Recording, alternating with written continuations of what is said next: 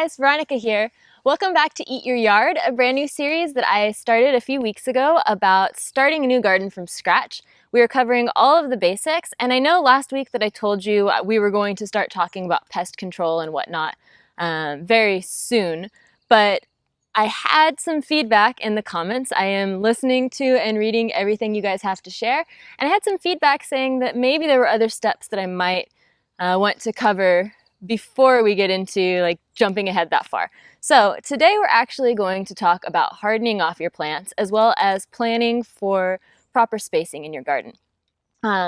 First thing we're going to cover is hardening off your plants. So in the first intro video that I did in this new space, you may have noticed this little shelf, my little greenhouse shelf that I set up basically when I got here to move a lot of the plants that I had already been in the process of moving out. Some of the ones I transferred from Big Sur, as well as, just put various things that could exist outside. Now, this shelf was one that was here at the house that I was told that I could use for the garden, and I immediately knew what I was going to do with it. I wanted a little greenhouse shelf that I could kind of control the environment to some extent inside of. It was still getting very cold here when I got here at night.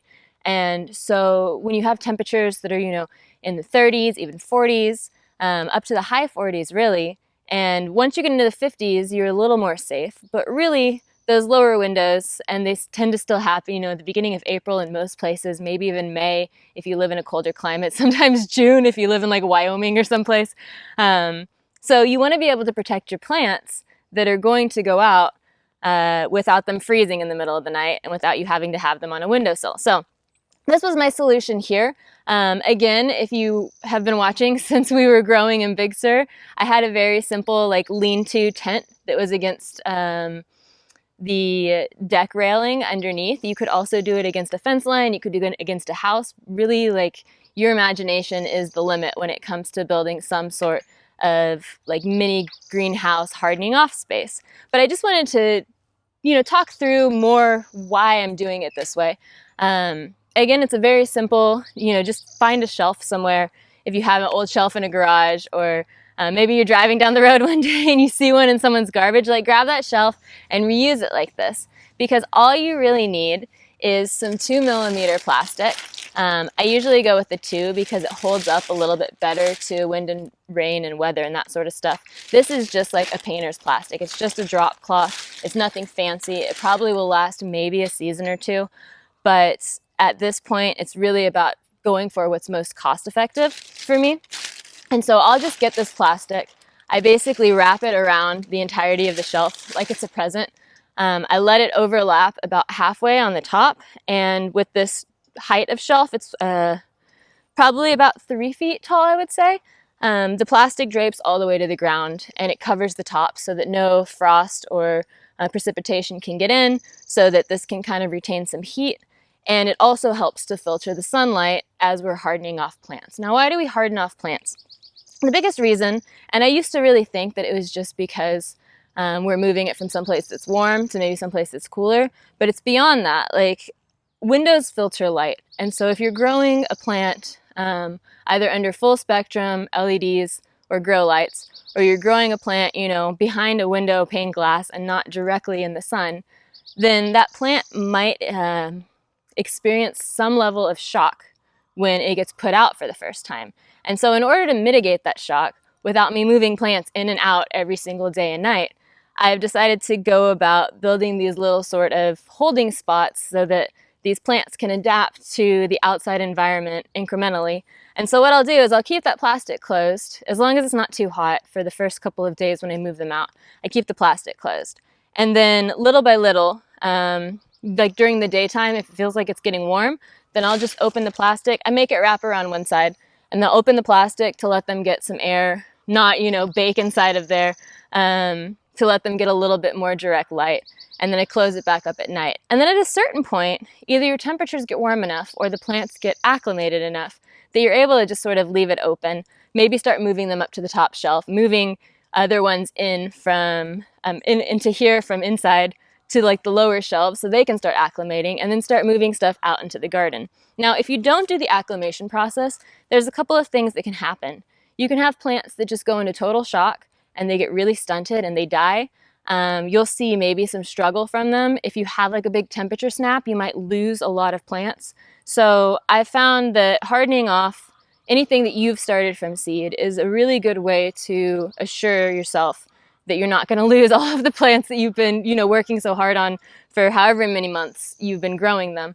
A lot of these tomatoes and peppers I started in December, a few in January, and so losing that many months of work, and knowing that there's a lot of nurseries out there that don't have seedlings available because much more people are gardening now, it's something that we want to avoid if possible. So I'm just trying to hedge my bets here and do everything with the right sort of process and intention so that we might have the best results possible. So definitely recommend hardening off seedlings. Again, if you don't have a shelf to use, you can tape a piece of plastic around, I don't know if you can see it, but I'll get a shot. Like I have this just like 2-bar fence over here, or even slatted fences, even the side of your wall on your house or your deck or patio, like just someplace outside that you can sort of protect them.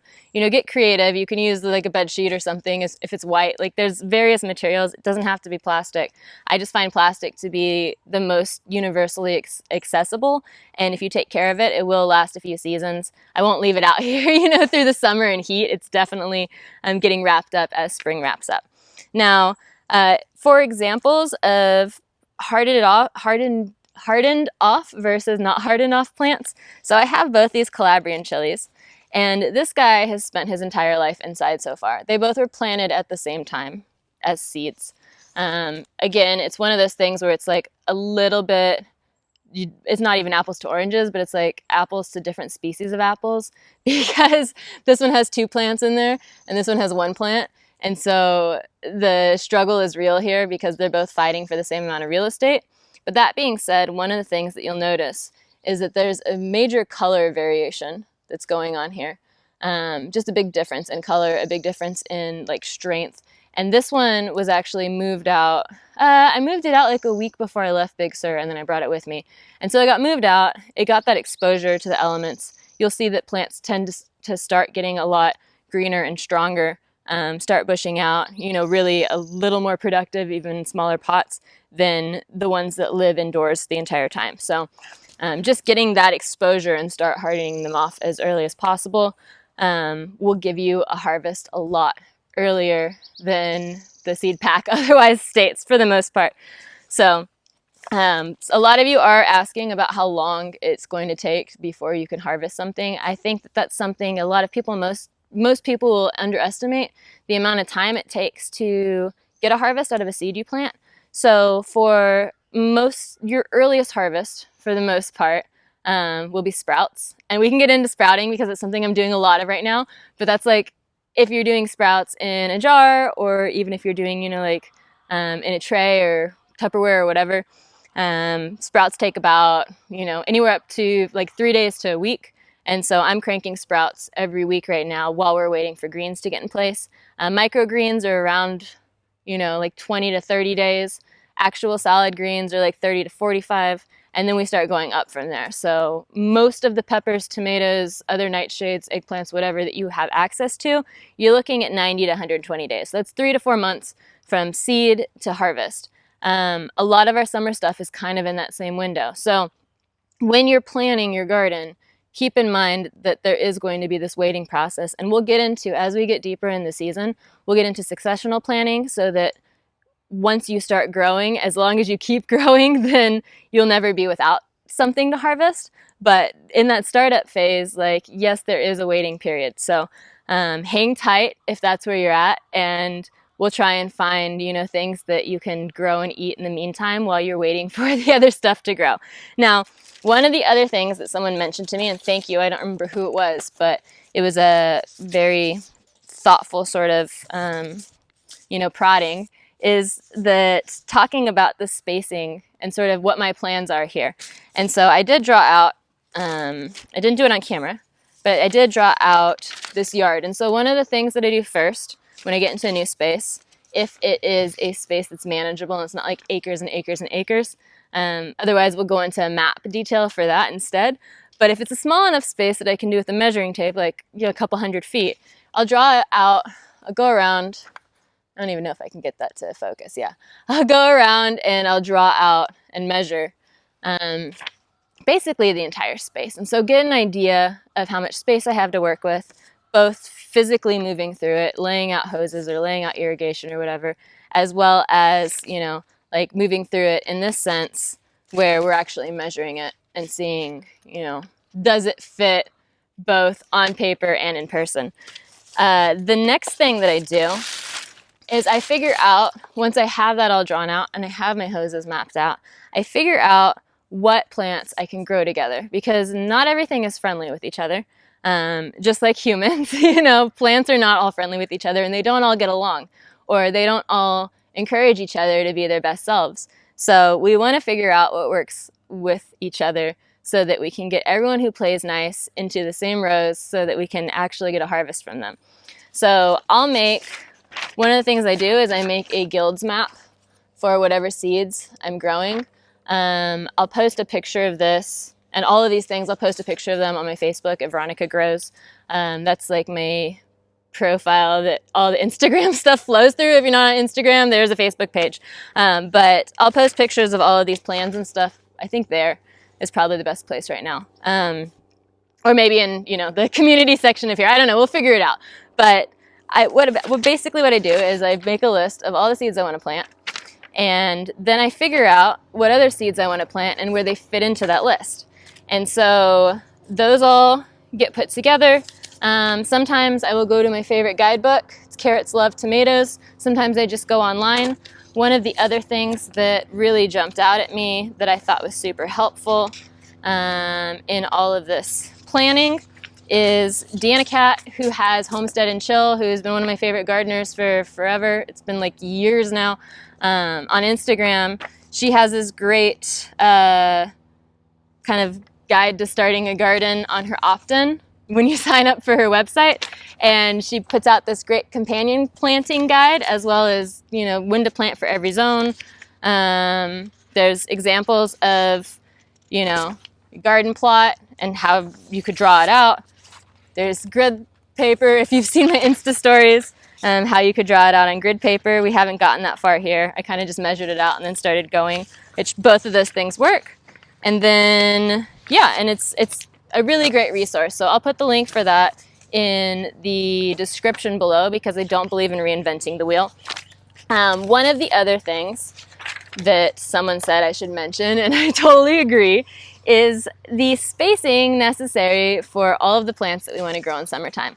And this is important because if you just go, I'm going to put a tomato here, and then 6 inches over, I'm going to put another tomato, you're going to have a big problem when those tomatoes start to grow a lot, and you just have like this wild, bush jungle of tomatoes. So one of the things I'll do, and I'll also include photos of these somewhere. I'm going to figure out what the resource was that I was using to calculate, because I don't remember exactly. But I basically figure out how many plants per foot. I think that's the easiest way to go about doing this, is kind of like in the square foot gardening method. But having an idea of how many plants you can put per foot, and then figuring out from there how many plants you can put per row. So for example, you can put half a tomato per foot. Now, it would probably behoove you to put, a quarter of a tomato per foot, especially if you're doing indeterminates, especially if you're not hardcore about pruning. But technically, you can get a tomato in like every 2 feet or so. So it just depends how much maintenance you really want to do and how much spacing you want to do. I'm not in the mindset, if you've watched any of my previous work or videos, I'm not in the mindset of having, a single row of tomatoes or a single row of peppers. I kind of like to mix the plants in. Again, that's where these guilds come into play. It's companion planting, but it's companion planting on like a much bigger scale. Really digging into like the various herbs and stuff that can go around stuff, really digging into what's symbiotic and where is there synergy among these plants, like what helps support each other and what doesn't play well together again. So that's basically where all of that's going. But there's a lot of resources that I'm going to figure out where they exist online, include them in the description below, include them on the Facebook page. Working on getting another website together, but we'll see how that goes as I manage time effectively around here. But yeah, I think that's pretty much it for today. Definitely figure out a way to harden off your seedlings if you have seeds started. You will not need to, for the most part, you will not need to harden off seedlings you get at the nursery. So if you're buying starts, then you don't have to worry about this so much. But if you need a place to stash them while you're working on your garden, still recommend, getting a couple of shelves or, building a little lean-to with some plastic just to protect them from those evening temperatures.